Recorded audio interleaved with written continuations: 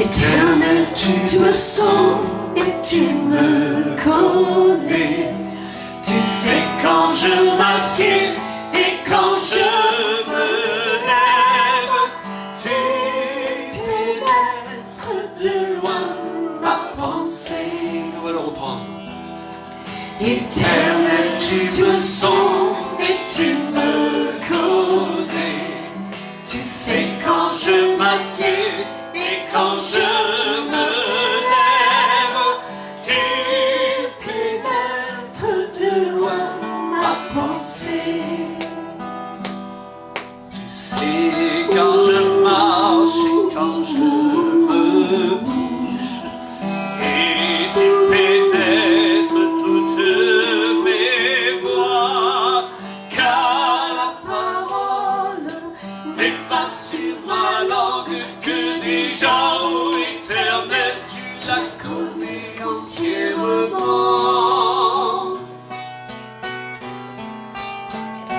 Tu m'entoures par derrière et par devant, et tu mets ta main sur moi. Une science aussi merveilleuse est au-dessus de ma portée. Elle est trop élevée pour que je puisse la saisir.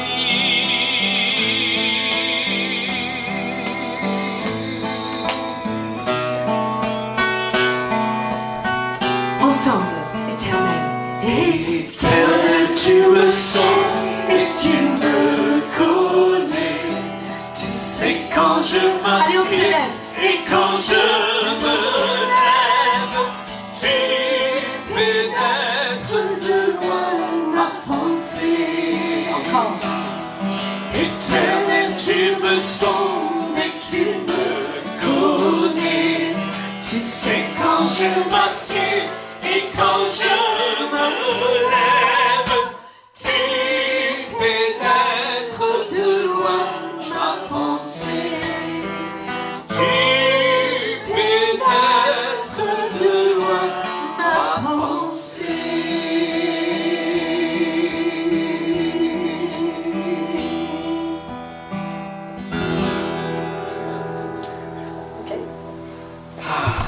Alors quand on le chante, le mieux c'est de pousser aussi les cris, hein, d'accord? Pousser Vers l'Éternel des cris de joie. tous habitants de la terre. Servez l'Éternel avec joie. Venez avec allégresse en sa présence. Encore. Poussez vers l'Éternel des cris de joie. Tous habitants de la terre. Servez l'Éternel avec joie. Venez avec allégresse en sa présence. Entrez dans ses portes avec des louanges, dansez parmi avec des cantiques. Célébrez-le, bénissez son nom.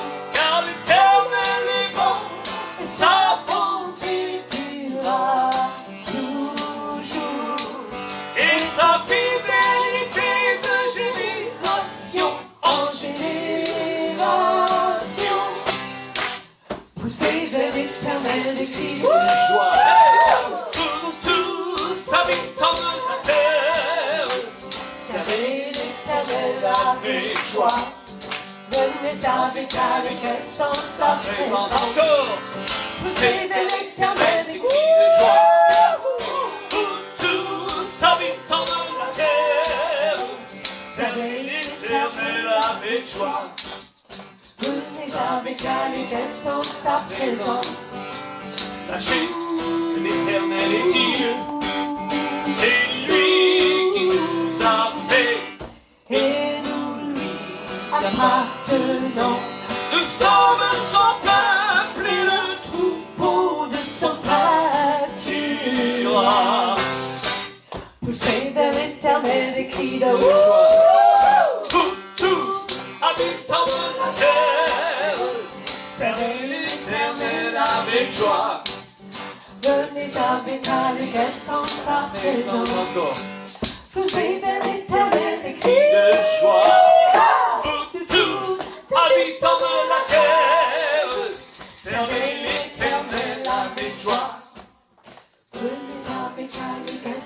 sa présence. Entrez dans ses portes avec des louanges, dans ses parvis avec des cantiques. Célébrez-le, bénissez son nom.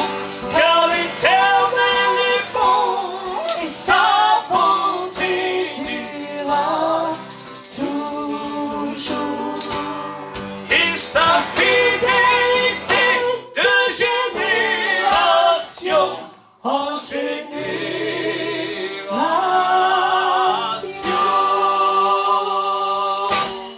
Alléluia. Belle présentation, je vais garder le micro à la main. Et c'est vrai que Dieu veut nous bénir. Vous voyez que Dieu veut nous bénir? Ça ne veut pas dire qu'il faut être obsédé par la bénédiction. Hein. Je ne viens pas à l'église pour être béni. Je viens d'abord pour bénir Dieu. Amen. Amen. Je viens d'une manière désintéressée. Mais comme Dieu est un Père digne de ce nom, il veut me bénir en retour. Parce que n'importe quel Père, justement digne de ce nom, veut de bonnes choses pour ses enfants. Alléluia. Donc vous pouvez être dans cette assurance cet après-midi que Dieu veut de bonnes choses pour vous. Amen. Et la manière par lesquelles il manifeste cette bonté à notre égard, c'est en apportant des solutions à nos problèmes. Qui a besoin de solutions pour ses problèmes? Voilà, vous voyez que les besoins sont là. Amen. Donc Dieu nous voit, il n'y a aucune raison qu'il ne réponde pas à nos besoins. Parce qu'il est El Shaddai, celui qui pourvoit, et plus précisément celui qui veut pourvoir au-delà de toute mesure. Donc avant de partager avec vous le message qui est sur mon cœur, je fais une petite page de publicité donc pour notre CD Le Psaume, dans lequel vous retrouverez les psaumes que nous avons chantés hier soir et tout à l'heure. Plusieurs étaient sur nos cassettes, parce que nous sommes de l'époque des cassettes. Oui. On les a réenregistrés. D'autres ont été enregistrés en cours de route. D'autres sont nouveaux. Donc il y a un mélange de 14 titres. Et donc on a commencé les envois parce qu'on avait pas mal de commandes. Là, on vient de recevoir le CD. On a beaucoup de retours qui touchent notre cœur. Parce que le but vraiment, c'est de semer la parole de Dieu dans les couples, dans les foyers, dans nos voitures. Amen. Et la parole de Dieu, nous avons cette promesse dans le psaume 107, verset 20. C'est qu'elle ne revient pas à lui sans produire d'effet, parce qu'il envoya, dit ce passage, sa parole et guérit. Wow. C'est pour ça qu'on chante la parole avec Julia, on prêche la parole, on écrit la parole pour qu'elle produise son fruit d'une manière ou d'une autre. Donc si Dieu ne vous touche pas par la prédication, il peut vous toucher par la lecture, ou il peut vous toucher par les chants. Amen. Et peut-être déjà il a commencé à vous toucher. Parce que moi j'aime que Dieu me dépasse. Vous voulez pas être dépassé par Dieu? Oui. Vous arrivez à la maison et le problème pour lequel vous avez prié, il est déjà réglé. Amen. Amen. Ah, c'est vrai qu'il y en a que ça intéresse. Donc, je vous rappelle aussi que nous avons écrit un livre sur le couple. Et c'est ça notre salaire avant tout, ok? C'est pas de vendre des livres, c'est les retours que nous avons. Nous avons des retours de couples qui allaient se séparer, qui allaient divorcer, qui ont lu ce livre ensemble, et Dieu les a touchés et les a réconciliés. Lorsqu'on était à l'île de la Réunion, on a fait une soirée sur le couple justement, et puis il y avait un homme et une femme qui étaient séparés, et ils sont venus tous les deux à la même réunion sans savoir que l'autre y venait. C'est-à-dire, ils ont entendu les mêmes choses. C'est important d'entendre les mêmes choses. Et puis le soir, ils se sont rappelés, ils se sont téléphonés. Et le lendemain, ils m'ont envoyé un petit mot sur Facebook qu'ils avaient décidé de travailler à la reconstruction de leur couple. C'est ça le salaire. Alléluia.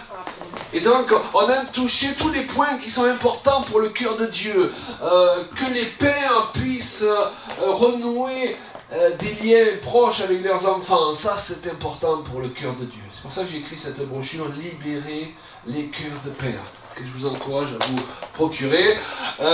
Il y a des thèmes de polémique aussi, mais sur lesquels il est important d'avoir quand même un avis clair et précis. Est-ce que les femmes peuvent enseigner? Est-ce qu'elles peuvent exercer n'importe quel ministère? Moi je crois que oui. Maintenant il faut pouvoir expliquer pourquoi je crois que oui.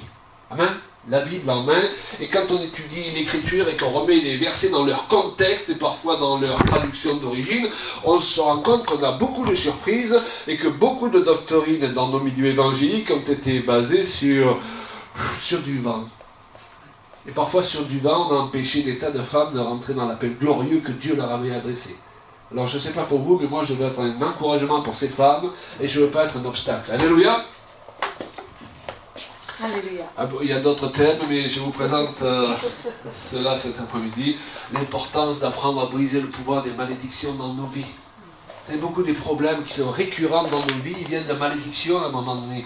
Parfois dont on a hérité, qui ont été provoquées parfois par nos parents, ou parfois par nous-mêmes, par des erreurs qu'on a commises.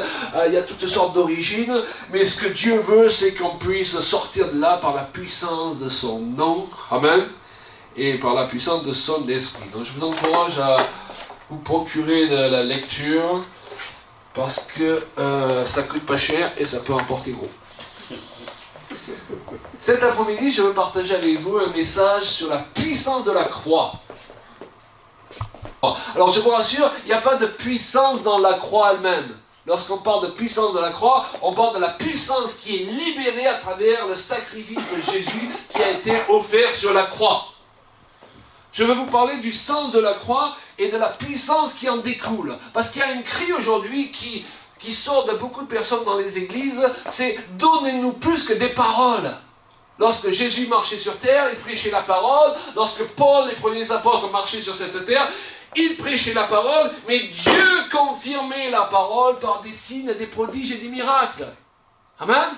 Amen. Donc, je vous rassure là aussi, Dieu n'est pas là pour confirmer ce week-end le grand ministère de Claude et Julien Payan. Il est là pour confirmer sa parole. Et nous, notre responsabilité, c'est de la prêcher correctement. Un jour, dans l'avion entre Toulon et Paris, je me suis trouvé à côté d'un monsieur très gentil, et qui se réclamait chrétien d'ailleurs, et qui m'a dit, est-ce que vous ne pensez pas que ça serait quand même sympa que toutes les religions se réunissent pour n'en former qu'une seule?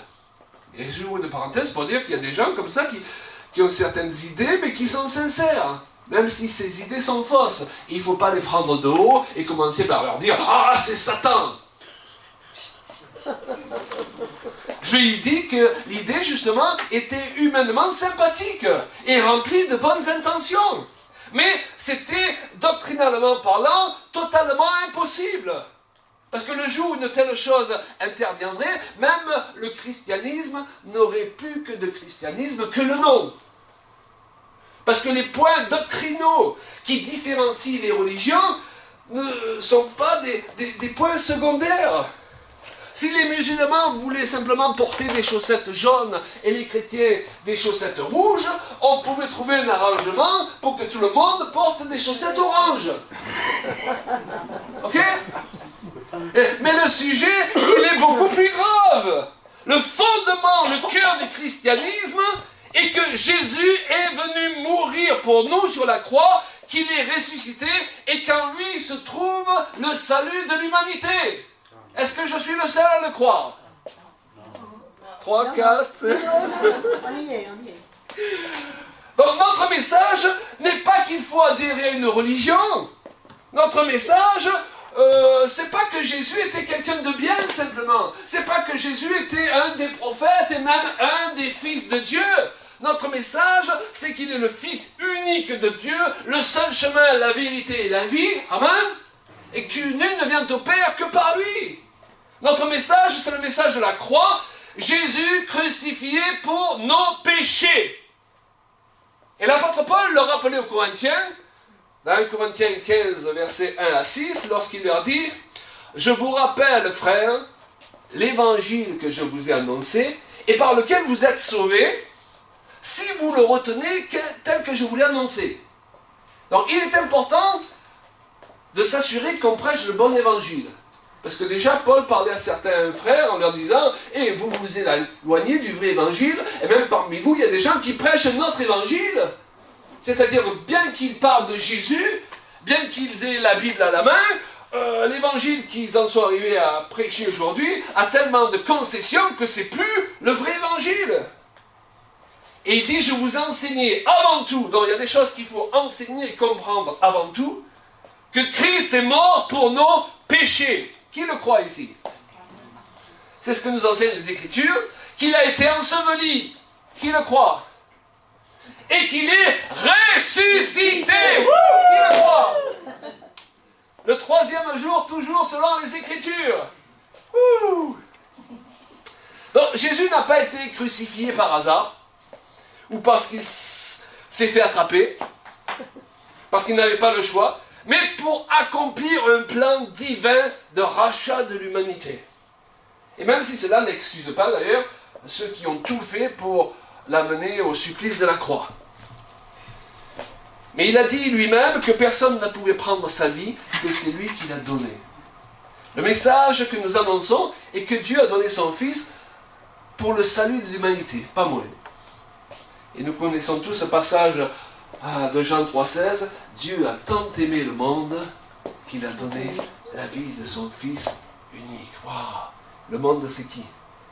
C'est toi, c'est moi.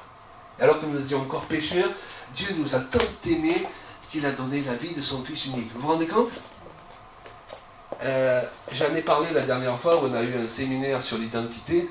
Si alors que nous étions encore pécheurs, Dieu nous a tant aimés qu'il n'a pas hésité à donner ce qu'il avait de plus cher, maintenant que nous sommes devenus enfants, fils et filles de Dieu, vous voyez que Dieu il est là pour vous condamner, pour vous accuser, pour vous reprocher toutes sortes de choses. Comme le diable, on l'a vu hier soir, voudrait nous le faire croire. Il est là pour nous donner toutes choses avec son Fils. Il nous a aimés lorsque nous partions en enfer. À plus forte raison maintenant que nous faisons partie de sa famille, il veut répandre son amour au milieu de nous. Et quand on aime quelqu'un, est-ce qu'on cherche à lui faire du mal? On cherche à lui faire du bien. Dieu veut te faire du bien cet après-midi. Dieu, il n'est pas ton ennemi. Il y a des gens qui disent parfois, Dieu, il ne me lâche pas les baskets. Il me cherche des poux. Mais c'est que tu as une mauvaise image de qui est Dieu. Tu as peut-être entendu un mauvais évangile. La base de l'évangile, c'est que Dieu, il t'a tant aimé qu'il a donné son Fils unique, afin que tu ne périsses point, mais que tu aies la vie éternelle, mais pas que tu attendes de vivre les principes du royaume une fois que tu seras au ciel, mais que tu commences à les vivre déjà ici-bas. Il est temps que les églises évangéliques se lèvent pour être une démonstration du royaume sur cette terre. Alors les gens verront la différence entre ceux qui servent Dieu et ceux qui ne le servent pas. Aucune religion ne présente un tel sauveur et un tel sacrifice. Et ensuite, aucun prophète d'aucune religion n'est de descendance divine. Tous ont été des hommes comme les autres, des pécheurs. Jésus est le Fils de Dieu, né miraculeusement d'une vierge, qui a marché en tant que mi-homme et mi-dieu, on pourrait dire, sur cette terre il y a 2000 ans, mais qui est ressuscité, qui est encore vivant aujourd'hui pour intercéder à la droite du Père. Quand on intercède pour quelqu'un, on intercède pour ses intérêts. Dieu a à cœur tes intérêts. Dis-le à ton voisin. Dieu a à cœur tes intérêts. Ouais. Pourquoi je vous fais proclamer ces vérités? Parce que le diable a semé tellement de troubles dans les cœurs. Il a mis tellement de doutes dans les cœurs que Dieu aime les hommes. Et que Dieu veut leur bien. Jésus a dit, je suis le seul chemin, la vérité et la vie. Nul ne vient au Père que par moi. On connaît tous ces versets. Vous allez me dire, mais Claude Payan, on connaît déjà le message. Mais je me rends compte justement qu'on s'en éloigne facilement au sein du corps de Christ. Parfois, on veut prêcher toutes sortes de nouvelles vérités, et j'ai rien contre. Moi-même, j'ai un éventail assez large dans les messages que j'apporte, mais le Seigneur m'a vraiment mis à cœur de remarteler certaines vérités de base, pas seulement pour les non-chrétiens, mais pour les chrétiens, parce que c'est d'elles dont est supposée découler la puissance dont nous avons besoin. Et c'est mon message cet après-midi, vous allez comprendre ce que je veux dire plus en détail. Acte 4, 12 le confirme, il n'y a de salut en aucun autre, car il n'y a sous le ciel aucun autre nom qui ait été donné parmi les hommes par lequel nous devions être sauvés. Pourquoi le sacrifice? La Bible nous dit que le péché séparait l'homme de Dieu et que tous ont péché. Et que le salaire du péché, c'est la mort. Et peut-être quelqu'un posera la question, mais pourquoi est-ce que Dieu n'a pas tout simplement claqué des doigts pour régler le problème du péché? Il est Dieu après tout, il pourrait tout faire. C'est légitime de se poser cette question. Pourquoi a-t-il dû voir l'agonie de son fils bien-aimé? Comme le disait Billy Graham, s'il y avait existé une autre solution pour sauver l'humanité, certainement que Dieu aurait choisi cette autre solution plutôt que de laisser périr son fils devant ses yeux. C'est logique. Donc il n'y avait pas d'autre solution. Vous savez pourquoi? Je réfléchis à ça un jour. Parce que le péché, c'est quelque chose de très laid. Le péché, c'est pas j'ai volé un peu de confiture à ma grand-mère quand j'avais 16 ans. C'est beaucoup plus grave, le péché. Ok? C'est mentir aux autres. C'est pas beau de mentir. C'est tromper les autres. C'est pas beau de tromper sa femme, de tromper son mari, de tromper les gens qui ont confiance en nous. Le péché, c'est abuser des autres. Regardez ces jeunes gens qui sont harcelés à l'école. Comment on n'a pas la conscience de dire, mais pourquoi est-ce que je harcèle quelqu'un, je parle mal sur lui jusqu'à ce qu'il en arrive à un point à se suicider? C'est laid le péché.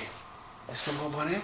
C'est lorsqu'on se moque des autres élèves à l'école, ceux qui sont faibles, ceux qui ont un défaut physique. C'est laid le péché.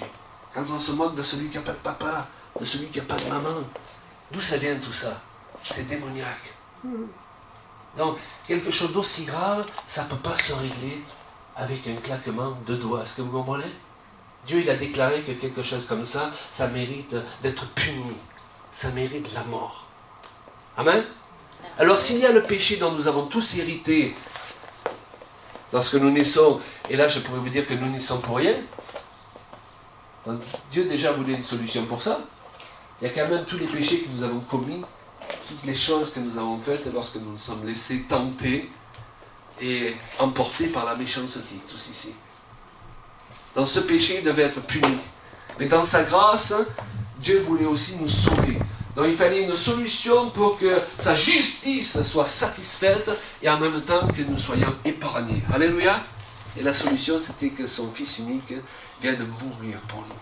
Parce que parfois les gens se demandent, mais pourquoi la croix? À quoi ça sert la croix? On ne peut prendre la mesure de l'importance de la croix que si on prend la mesure de la gravité du péché. Et d'ailleurs, quand on prend la mesure de la gravité du péché, on va beaucoup aimer. C'est ce que Jésus a dit d'une prostituée qu'il a pardonnée. Elle a beaucoup péché, elle a réalisé la gravité de son péché. Et c'est pour ça qu'elle aime beaucoup. Amen. Et je crois que beaucoup de chrétiens n'ont pas réalisé ce qui leur a été pardonné. Et c'est pour ça qu'ils sont tièdes dans leur amour. Et souvent les chrétiens ont besoin qu'on leur renonce le message du salut pour ressaisir certaines vérités qu'ils n'ont pas saisies au passage le jour où ils ont donné leur vie à Christ. Est-ce que vous me suivez? Amen. Afin de pouvoir passer un cran parfois, de débloquer des choses dans nos vies qui sont bloquées justement à cause de notre ignorance, parce que la Bible dit le peuple est détruit parce qu'il lui manque la connaissance. Jésus a accepté de prendre sur lui le châtiment qui nous revenait en mourant crucifié sur une croix il y a 2000 ans. Mission prophétisée par Ésaïe le prophète lorsqu'il dit « Mais il était blessé pour nos péchés, brisé pour nos iniquités, et le châtiment qui nous donne la paix, dont Dieu veut que vous ayez la paix, est tombé sur lui. » Donc on a vu hier soir que le diable voudrait qu'on continue encore par culpabilité à payer ce que Jésus a payé à notre place. Vous saisissez? C'est pourquoi il est important de bien comprendre quel est ce message de l'évangile qui nous est donné et quelle est la puissance qui peut être libérée à travers lui. C'est par ces meurtrissures que nous sommes guéris. Je reviendrai là-dessus ce soir et nous prierons pour les malades. Cet après-midi, nous allons quand même prier pour quelque chose. Tout à l'heure, nous allons prier pour débloquer les situations bloquées. Ça intéresse particulièrement quelqu'un là-bas à droite. Amen. Pourquoi? Parce que vous allez le voir, du message de la croix est supposé couler la puissance. Et nous voulons la laisser couler cet après-midi. Amen. Le message de l'évangile, c'est l'image du crucifié, mais qui choque. L'apôtre Paul le disait d'ailleurs, nous prêchons Christ crucifié, qui est un scandale pour les Juifs et une folie pour les païens.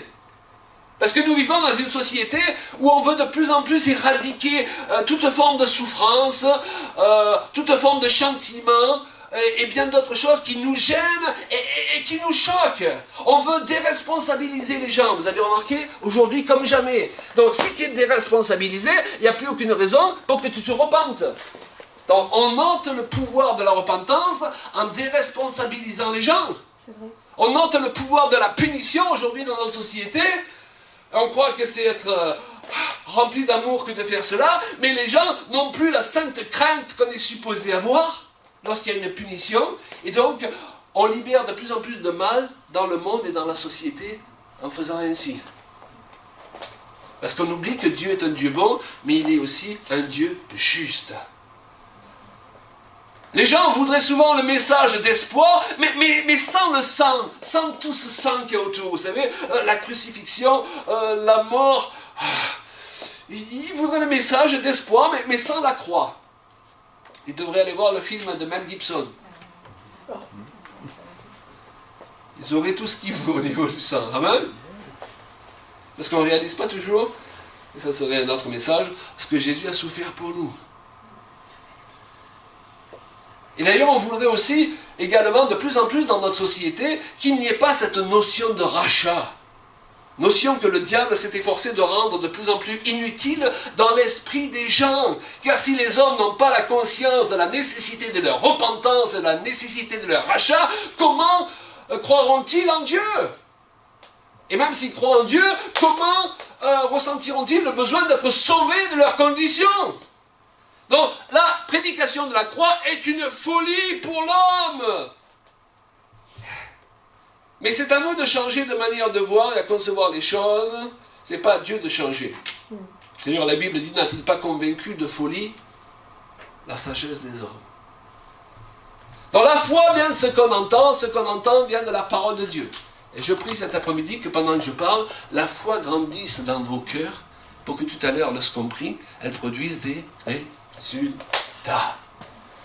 Maintenant, nous ne sommes pas supposés essayer de convaincre les hommes par des raisonnements n'en plus finir, et je ne suis pas là cet après-midi et ce week-end pour vous prouver par A plus B que Dieu existe. Lorsque j'ai accepté Jésus comme sauveur, vous savez, j'y réfléchis maintenant et je me dis que vraiment, le gars qui m'a témoigné, il n'y avait rien de plus basique comme témoignage. Et pourquoi j'ai cru? Parce que le Saint-Esprit est venu mettre la graine de foi dans mon cœur.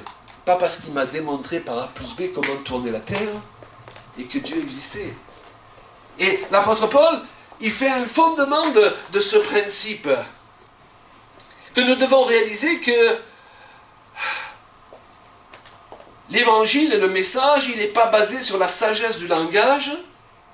Et Paul, il précise, ce n'est pas pour baptiser que Christ m'a envoyé, c'est pour annoncer l'évangile, et cela sans la sagesse du langage humain, sans faire entendre aux gens ce qu'ils aimeraient entendre, afin que la croix de Christ ne soit pas rendue vaine. Parce que si c'est seulement le langage qui convainc les gens, le langage même peut, d'après ce verset, même rendre inutile le sacrifice de la croix. D'ailleurs, ça vous est jamais arrivé d'essayer d'amener quelqu'un au Seigneur, vous lui parlez pendant 3 jours, pendant 6 mois, et rien n'y fait.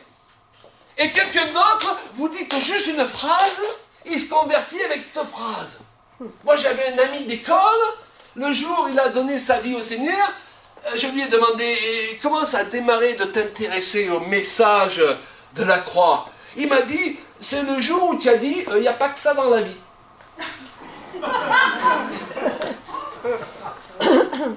Le Saint-Esprit a repris cette phrase, il est parti dans son cerveau, dans tout un raisonnement. La vie, c'est autre chose que ce que je vis. Est-ce que vous comprenez?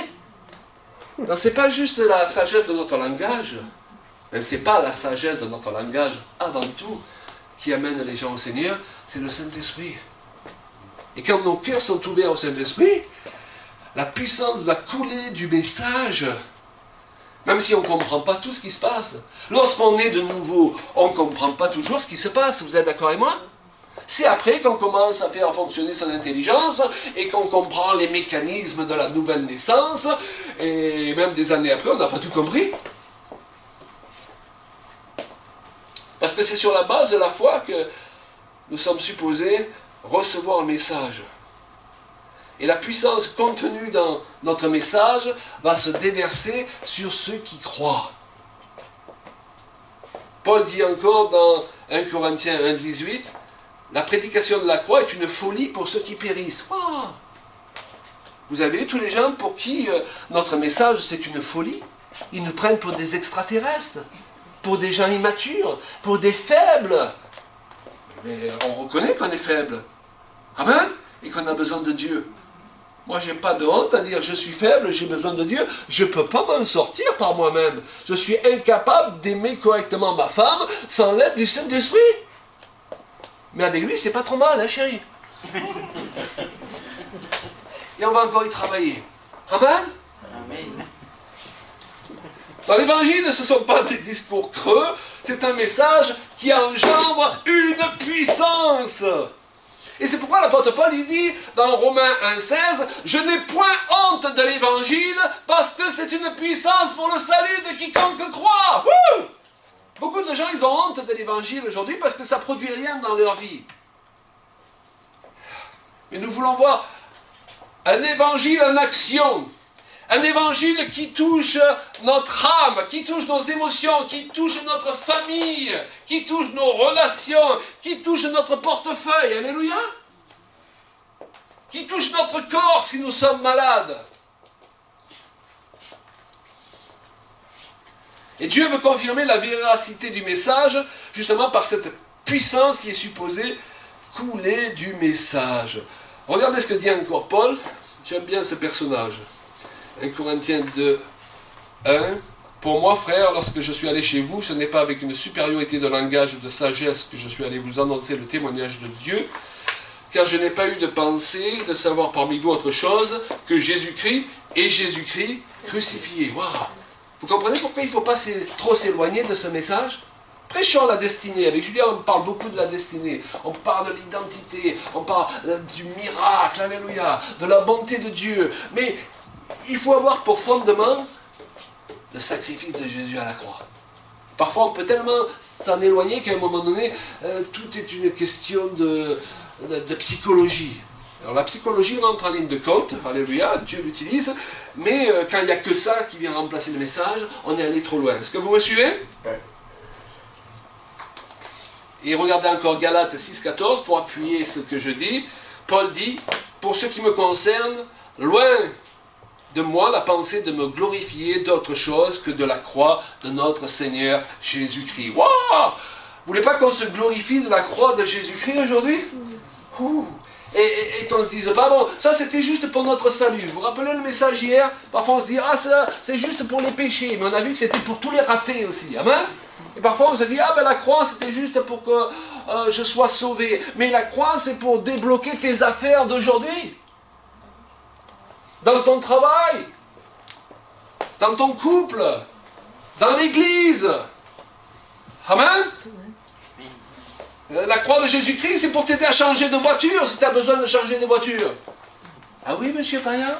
Ben oui, parce que Dieu, il s'intéresse à tout ce qui fait ta vie. Qui a des enfants ici? Vous vous intéressez pas à tout ce qui fait leur vie? Amen? Quand ils changent de voiture, moi, j'ai pas envie qu'il se fasse escroquer, qu'il achète une voiture qui va lui casser au bout de 3 mois. Je me sens concerné, alléluia. Et s'il lui manque un peu d'argent pour l'acheter, et parfois beaucoup d'ailleurs. Papa, il est là. Amen. Et papa, il ne peut pas être meilleur que Dieu. Parce que la Bible dit, méchants comme vous êtes, vous savez donner de bonnes choses à vos enfants. À combien plus forte raison votre Père qui est dans les cieux donnera-t-il de bonnes choses à ceux qui les lui demandent? Vous avez quelque chose à demander à Dieu cet après-midi? Oui. Amen. Avec l'assurance qu'il est un bon papa? Parce que ça marche que par la foi. Eh bien, ayez aussi l'assurance qu'il va répondre. Et que vous allez voir rapidement se manifester cette réponse. Wouh! Moi, je me fais du bien, là. Alléluia. La croix, c'est une victoire, c'est pas une défaite. Vous savez, le leader de la secte Moon, vous savez, à une époque, on parlait de la secte Moon à la télé, là. Il délivre un message sur la base, justement, que Jésus aurait raté sa mission. Il faut être gonflé, quand même, hein? Hein? Le message de Moon, là, c'est que Jésus, il a raté sa mission, justement parce que il a été stoppé en cours de route et qu'on l'a crucifié. Et lui, Moon, il aurait reçu de Jésus, justement, de continuer et réussir cette mission avortée en cours de route. Et il y a des gens qui croient ça. Or, la mort de Jésus sur la croix, c'est rien d'autre que le salut de l'humanité. La victoire sur les ténèbres, la victoire et non la défaite. Le monde spirituel a été chamboulé par Jésus à travers son sacrifice à la croix. Des êtres spirituels néfastes, démoniaques, ont été dépouillés de leur pouvoir. Le message de la croix nous donne une autorité, mes amis, pour être délivrés de l'oppression des puissances de ténèbres. Christ donne dès lors aux humains qui croient en lui, 2, 3... autorité, alléluia, sur les puissants des ténèbres. Vous savez que vous avez autorité sur les puissants des ténèbres? Vous pouvez sortir de ce lieu, vous êtes rentré poursuivi, vous ressortez en tant que poursuivant.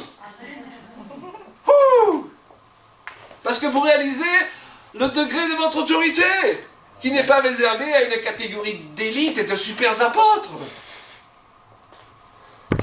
La Bible dit, regardez, Colossiens 2,15, il a dépouillé à la croix les dominations et les autorités et les a livrées publiquement en spectacle en triomphant d'elles par la croix. Wow. Et dites-moi, il y a une dimension différente dans l'idée de il a volé les dominations, il les a dépouillées. Tu sais, quand tiens, je vole le portable à mon épouse, je suis pas grave. Mais si je la dépouille, je la prends, je lui prends tout ce qu'elle a, alléluia, et je la laisse repartir toute nue. Mais on ne fera pas ça aujourd'hui, alléluia. Est-ce que vous comprenez? C'est une victoire, pas une demi-victoire. C'est pourquoi l'apôtre Paul va jusqu'à dire que nous ne sommes pas seulement vainqueurs, mais plus que vainqueurs. Et nous devons vraiment apprendre à marcher dans la rue en plus que vainqueurs, parce que ça se passe au niveau de notre cœur et de notre compréhension. Ça marche par la foi. Est-ce qu'il y a des plus que vainqueurs ici? Alléluia. C'est votre statut. Amen. C'est pas un nouvel évangile. Vous avez vu, il y a les versets bibliques. Il a dépouillé les dominations et les autorités. Et cette autorité qu'il a manifestée, il vous l'a donnée. L'acte de condamnation édité par Satan en notre encontre a été détruit par le sacrifice à la croix. Colossiens 2,14 nous dit qu'il a effacé l'acte dont les ordonnances nous condamnaient et qui subsistait contre nous. Il l'a détruit en le clouant à la croix. C'est pourquoi nous avons parlé de briser le pouvoir d'accusation hier soir. Vous voyez, ces messages sont complémentaires. L'autorité coule de la croix. Et le dernier point de ce message, c'est que tout ne s'arrête pas à la croix. C'est le problème de certains chrétiens, c'est que eux, par contre, ils prêchent trop la croix et ils arrêtent tout à la croix. Et on n'a plus de résurrection. Or, pourquoi est-ce que Jésus est allé s'asseoir à la droite du Père et qu'il intercède pour nous? C'est parce qu'il est ressuscité. Amen. Donc, la croix, c'est pas la fin en soi. Amen. Et bon, on n'est pas obligé d'avoir des crucifix avec Jésus crucifié dans notre chambre. Si vous voulez, il n'y a rien de grave. Mais moi, je veux un Jésus qui est descendu de la croix. Je veux que chaque fois que je regarde une image particulière, je vois que Jésus, il n'est pas dans sa faiblesse, il est dans sa force. Parce que j'en ai besoin aujourd'hui. J'ai besoin que quelqu'un intercède pour Claude Payan. Et seulement quelqu'un de vivant peut intercéder pour Claude Payan. La puissance de la mort de Christ sur la croix a engendré la puissance de la vie à travers la résurrection. La croix a un pouvoir parce qu'elle est suivie de la résurrection.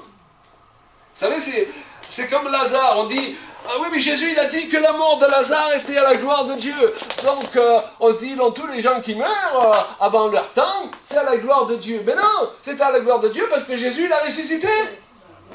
Amen. Ta maladie est à la gloire de Dieu parce que Dieu te guérit. Ton problème, il est à la gloire de Dieu parce que Dieu le résout. Et que tu vas pouvoir témoigner devant d'autres personnes en disant, on s'attendait à ce que ça prenne 6 mois et 3 jours après la réunion, c'était réglé. Ou pendant la réunion, c'était réglé. Mes amis, nous sommes un petit nombre, quoique tout est relatif. Avec Julien, on voyage à travers toutes sortes d'églises, grandes, petites, moyennes. Mais je voudrais vous dire que c'est peut-être dans les plus petites églises qu'on a le plus de miracles. Donc ne faites pas attention au nombre de personnes. On était dans une église à Grasse il n'y a pas longtemps, ils étaient quoi, une quinzaine, une vingtaine à tout casser, où ça changeait continuellement. Et il y avait des paroles de connaissance. Ma femme a prié pour une personne, hop, elle a été guérie, elle ne s'était même pas avancée pour être guérie. Moi j'aime que Dieu nous dépasse. Donc attendez-vous à quelque chose cet après-midi. Ce n'est pas Claude Payan qui peut vous l'apporter, mais Jésus, à cause de son sacrifice à la croix. Il peut briser un obstacle qui est sur votre route et que des démons justement ont mis en place pour vous empêcher de réussir votre vie. Cette puissance de vie a ressuscité Jésus. Et nous sommes appelés à la toucher du doigt. Philippiens 3,10, il s'agit maintenant, dit l'apôtre Paul, de le connaître. Donc lorsque nous annonçons l'évangile, un des buts premiers, c'est d'aider les gens de mieux en mieux connaître le Seigneur, ainsi que la puissance de sa résurrection. Et la communion de ses souffrances en étant configurée à lui dans la mort. Il est fait allusion également dans ce verset à la communion de ses souffrances. Pour que la puissance de la croix soit efficace, coule à travers nous, il nous faut nous-mêmes porter notre croix. Mais porter notre croix, ce n'est pas porter notre maladie. Parce qu'à la croix, Jésus s'est chargé de nos infirmités et de nos maladies. Amen. Et même lorsque l'apôtre Paul il dit qu'il avait une écharpe dans la chair, quand on remet le texte dans son contexte, ce n'était pas une maladie comme l'ont enseigné beaucoup de gens. Il fait allusion à toutes les persécutions auxquelles il était confronté. Par contre, Jésus a dit que celui qui le suit, il aura des souffrances. Déjà, ce n'est pas évident de dire non à la chair tous les jours. De faire taire son sale caractère. Ça fait mal des fois. Alléluia. Quand vous avez envie de faire une bonne pique à votre conjoint. Là. Alléluia. Et vous sentez que le Saint-Esprit vous dit, mets-toi là, toi, la pique. Oh, alléluia. Quand vous êtes un chrétien qui obéit au Saint-Esprit, il y a des souffrances. Amen. Vous devez faire taire votre moi. Il y a des souffrances parce que vous pouvez être persécuté. On se moque de vous en tant que chrétien. Ça, c'est la communion aux souffrances de Christ. La maladie, ce n'est pas la communion aux souffrances de Christ. Parce que si c'était le cas, Jésus à la croix, et nous le verrons dans le message de ce soir, ne serait pas chargé de nos infirmités et de nos maladies. Est-ce que vous comprenez? Yes. Et donc il faut remettre beaucoup de choses à leur place parce que s'il nous a été donné un merveilleux évangile, on se rend compte que beaucoup de gens, pendant ces dernières années, ils ont prêché beaucoup de choses qui affaiblissent l'évangile au lieu de le fortifier. Amen. Quand vous commencez à dire, mais c'était peut-être la volonté de Dieu que tu sois malade. C'était peut-être la volonté de Dieu que ce gars, il meure à petit feu du cancer, là. Dieu l'a repris. Oui, Dieu l'a repris. Mais ça ne peut pas être sa volonté de laisser périr un de ses enfants à petit feu. Ah oui, mais on n'a pas compris pourquoi. Oui, moi, il y a des situations, je ne comprends pas non plus pourquoi. Amen. Mais je ne vais pas accuser Dieu d'injustice parce que je ne comprends pas pourquoi. Si bien que j'ai écrit cette brochure, oui, il le permet, qui répond à cette question que ceux qui ne connaissent pas le Seigneur aussi se posent tous les jours. Si Dieu est si bon, pourquoi il permet tout ça? Moi, je vais vous dire une chose. Si demain il se lève une église puissante, unie, qui libère par son unité le message qu'elle annonce avec fermeté, la puissance de l'évangile, plus rien ne sera impossible aux chrétiens. Amen. Qui font partie de cette catégorie d'église. Parce qu'ils marcheront sur les traces de Jésus, et ce Jésus il nous disait qu'il allait de lieu en lieu, et que ce n'était pas un malade par-ci par-là qui était guéri, mais que tous les malades étaient guéris. Moi, c'est ce Jésus que je veux retrouver dans l'église. L'autre, il ne m'intéresse pas. Amen. Amen. Et pour ça, il faut quelques messages qui soient assez radicaux. Gloire à Dieu. Alors, d'après l'Évangile, nous avons vu, et je termine, la puissance de la résurrection est supposée couler du message de la croix. Et la puissance de la résurrection, c'est cette puissance du Saint-Esprit qui veut briser le pouvoir de ce qui nous asservit, de ce qui nous humilie, de ce qui nous vole. Parce que Jésus, il a dit, Satan, c'est le voleur, c'est le destructeur. Donc quand un homme est détruit à petit feu dans ses finances, dans son corps, dans sa famille, c'est certainement pas les œuvres de Dieu qui s'accomplissent, c'est les œuvres du diable qui s'accomplissent. Et nous le verrons ce soir, Jésus il appelait les œuvres de Dieu les œuvres du Père. Et les œuvres du Père sont les œuvres d'un Père. Et un Père, il veut de bonnes choses pour ses enfants. Amen. Alors nous allons prendre un temps, nous allons prier ensemble, parce que nous croyons à la puissance qui est libérée dans l'unité aussi. Et ceux qui le désirent, avec Julien, nous allons nous accorder avec vous, avec Monique et Paul aussi, pour ceux qui s'avancent, nous allons nous accorder avec vous pour que la puissance de l'Évangile soit efficace pour briser l'obstacle qui est sur votre route. Et je tiens à vous dire que nous ne prions pas pour que ça arrive dans 10 ans. Moi, je commence à être fatigué de ces bénédictions qui arrivent dans 10 ans. Parce que quand elles arrivent, on n'est même plus sûr que c'était Dieu qui l'a fait. Par contre, si ça arrive dans la journée, si ça arrive demain ou dans la semaine, vous direz, c'est parce qu'on a libéré la puissance de Dieu dans notre réunion. Et ça sera la gloire de Dieu. Est-ce que vous comprenez? Si on dépasse 15 jours, c'est plus à la gloire de Dieu. Donc il faut que ça aille vite. Le diable, il va vite. Vous avez remarqué qu'il va vite, le diable? Et le Dieu que nous avons, ce n'est pas le Dieu qui court après pour le rattraper. C'est le diable qui doit courir. Amen? Amen. Alléluia. Allez, venez, on va se...